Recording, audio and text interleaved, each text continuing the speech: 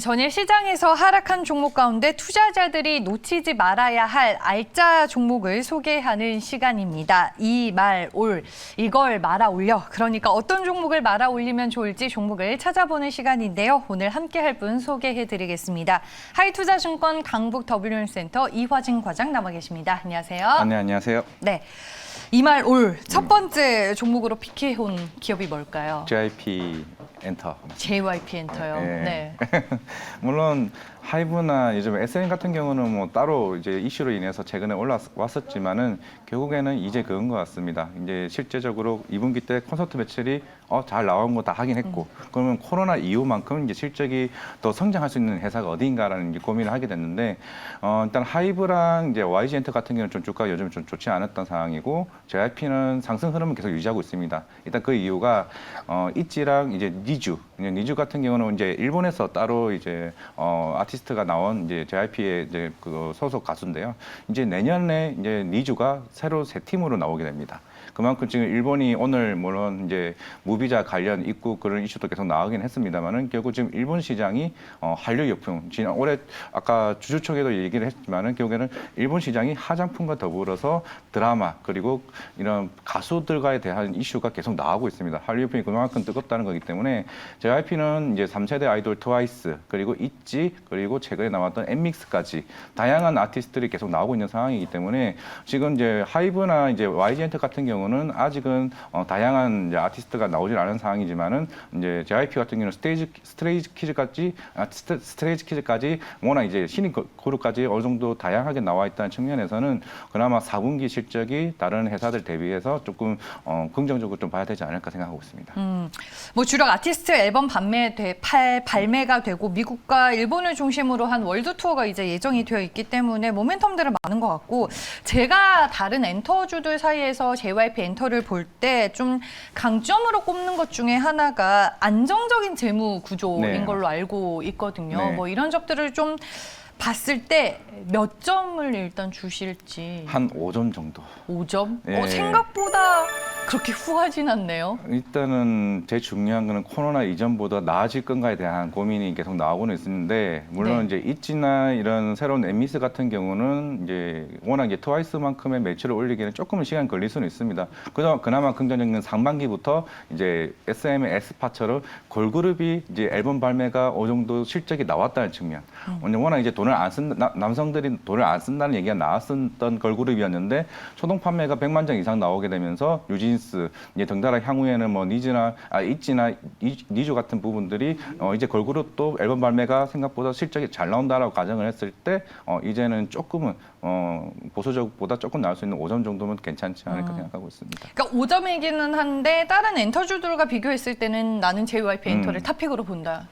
물론 하이브 뉴진스는 더 거죠. 장기적으로 보고는 있지만 지금 네. 당장 워낙 BTS와의 그게 조금 연관관계가 있다 보니까 결국에는 그나마 아까 말씀드렸던 재무구조 개선 이런 부분은 JYP가 좀 더 안정적이다 말씀드리겠습니다. 가격 전략 지금 뭐 나가고는 있지만 살짝 더 언급해 주시죠. 뭐 사실 지금 가격도 문제는 없을 것 같습니다. 워낙 이제 최근에 고등 크로스 뚫고 뭐 이평선 뚫는 상태에서 57,500원이면은 조금 너무 급하게 살 필요는 없다. 워낙 지금 시장 자체가 지금 안 좋은 상황이기 때문에 그리고 10월 달에 지금 콘서트가 이제 국내랑 이제 일본 쪽, 북미 쪽이나 일본 쪽으로 지금 예정되고 있는 상황이기 때문에 콘서트가 시작되게 된다. 결국 우리나라 같은 경우도 이제 실외 마스크 전면 해제가 된 상태이기 때문에 콘서트에서도 마스크를 벗는 상황이기 때문에 충분히 이쪽에서도 조금 모멘텀이 나올 수 있을 것 같습니다. 네, 알겠습니다. 오늘 주가는 6만 원 위에서 놀고 있고요. 현재 구간 0.83% 오르며 6만 1,000원대에서 거래가 되고 있습니다.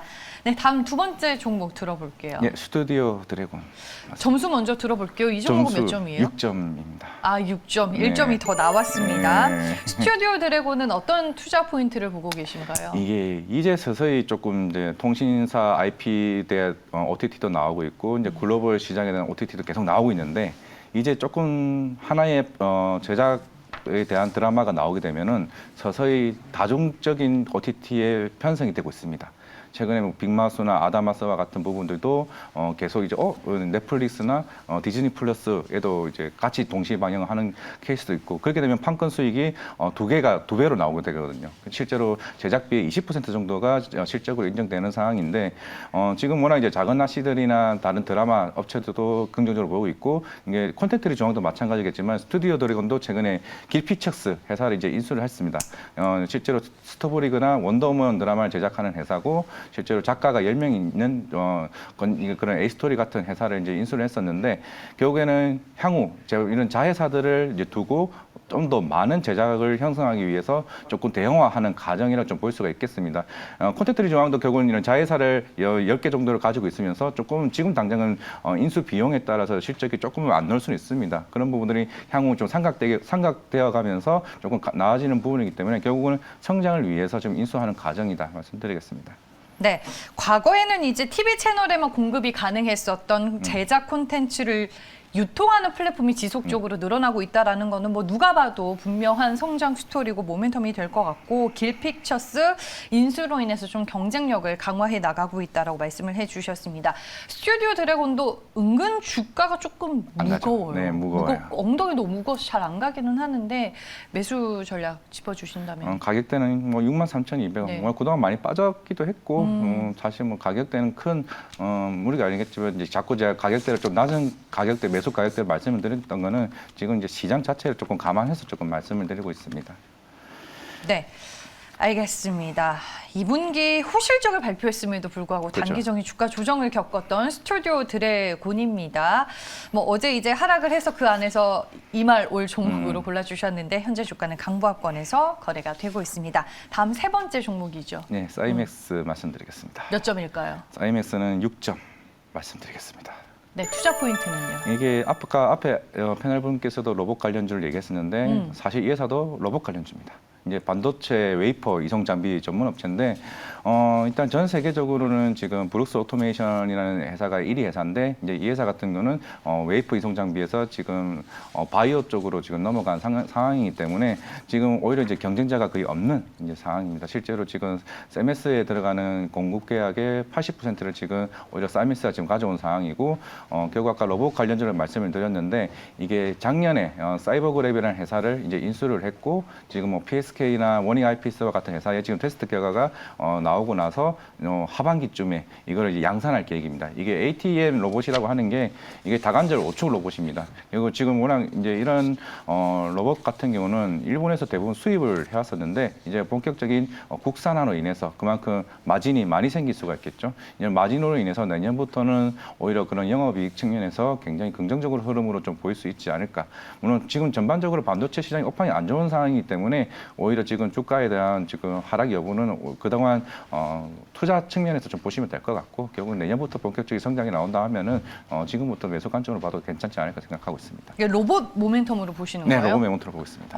이게 ATM 로봇 얘기해 주셨는데 국산화를 추진하고 있고 그렇죠. 올해 이제 동사에서 양산 계획이 좀 구체화되는 분위기인가 네, 이미 봐요. 이제 우리나라 아까 말씀드렸던 PSK, 워닝 IPS, 네. 테스가 주 공급처인데 그 회사에 이미 테스트 결과가 대부분 거의 나왔습니다. 긍정적으로 나온 상황이고 이제 하반기부터 양산화가 시작하면 내년부터 본격적으로 이제 매출 쪽으로 인식이 될 수 있는 상황이기 때문에 결국에는 지금 반도체 업황만 살아난다 그러기 때문에 충분히 이런 로봇 관련주도 조금 긍정적인 모멘텀으로 같이 될 수가 있을 것 같고 최근에 이제 로봇 관련주들이 주가가 오를 때 사이맥스도 덩달아 요즘 움직이기 시작을 했습니다. 이제 시장에서도 최근에 뭐 이재용 이제 회장님이 이제 나오게 되면서 그런 로봇 관련주가 이슈가 나올 때마다 조금씩 거래량이 실렸다는 점을 좀 참고했으면 좋겠습니다.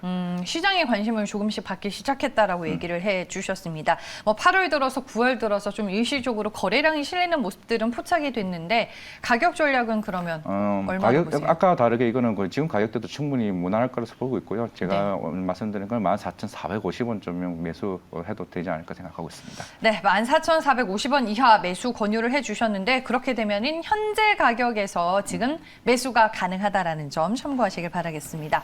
마지막 네 번째 종목입니다. 네, 롯데관광개발 말씀드리겠습니다. 롯데관광개발 일단 네. 점수 먼저 들어볼게요. 점수는 4점입니다. 4점이네요. 네, 지난주에는 5점 이하면은 네, 지난주에는 9점짜리도 있었는데 네. 확실히 조금 시장 자체가 그냥 불안한 것 같아요. 좀 너무 손쉽게 추천하기엔 좀 조심스러운 부분도 없지 않아 있는 것 같고요. 뭐 롯데관광개발은 아마 대부분 투자들은 다 알고 계실 겁니다. 그냥 워낙 제주 쪽에 있는 그 신화월드 또 이슈도 있고 3월 달부터 이제 호텔이나 카지노 쪽은 실적이 조금씩 개선되고 있습니다. 그때 이제 리오퍼닝이 되면서 개선세가 되고 있는데 최근에 이제 롯데관광개발에서 이제 크루즈 여행 상품을 이제 출시를 예정 중에 있습니다. 이게 2019년에 마지막으로 크루즈 여행이 없어지고 나면서 이제 3년 만에 이제 새롭게 나오는 건데요.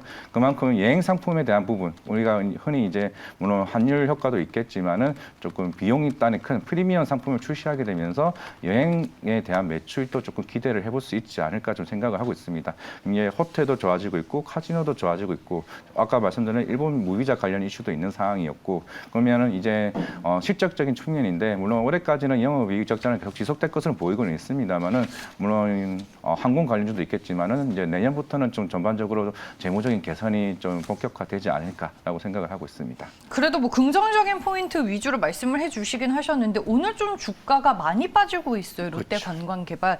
그 이유는 이제 전반적으로 결국 네. 재료 소멸을 좀 봐야 될 것 같습니다. 결국에는 이제 이런 여행 관련주나 카지노 관련주나 전반적인 이런 흐름들이 오늘 빠졌던 이유는 화장품도 마찬가지겠지만은 결국에는 실적으로 나중에 좀 보여줘야 될 것 같아요. 그러니까 오늘 뭐 일본도 그렇고 정부 발표도 그렇고 이게 확정 발표가 나니까 재료 소멸인 거예요. 사실 뭐 실외 마스크도 마찬가지겠지만은 이게 크게 제가 봤을 때 실외 마스크도 뭐 그렇게 화장품 쪽에서는 그건 아닐 거라 생각을 하고 있고 일본 같은 경우는 이거는 6월 달부터 꾸준하게 무비자 관련 이슈는 나왔었습니다.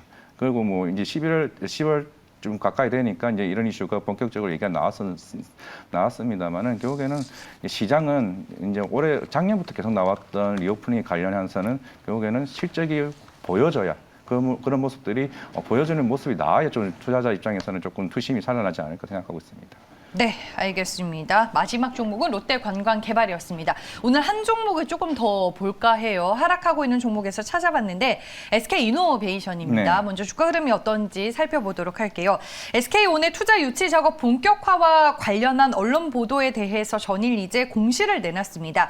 다양한 전략적 방안을 검토 중이기는 하지만 현재까지 구체적으로 뭐 결정된 바는 없다라는 공시 답변을 내놓은 걸로 알고 있는데 오늘 주가가 장 초반에는 부합으로 시작을 했는데 현재 5% 가까이 좀 밀리고 있습니다.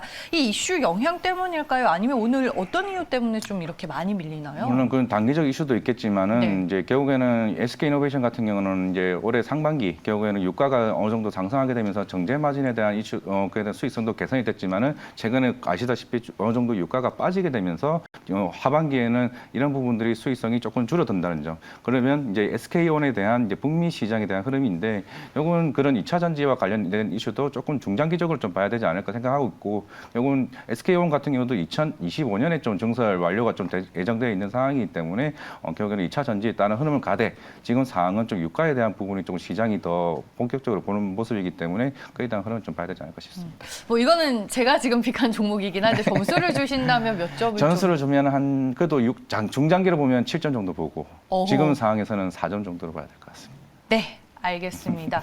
7점? 그러니까 7점이라고 볼게요. 네, 네, 중장기적으로 SK이노베이션 투자 전략까지 세워주셨습니다. 이 말 올 저희가 하락하는 종목 가운데 우리가 또 염두해 두고 보면 좋을 만한 종목은 뭐가 있을지 오늘 골라보는 시간을 가져봤고요. 하이투자증권 강북 WM센터 이화진 과장과 함께했습니다. 고맙습니다. 네.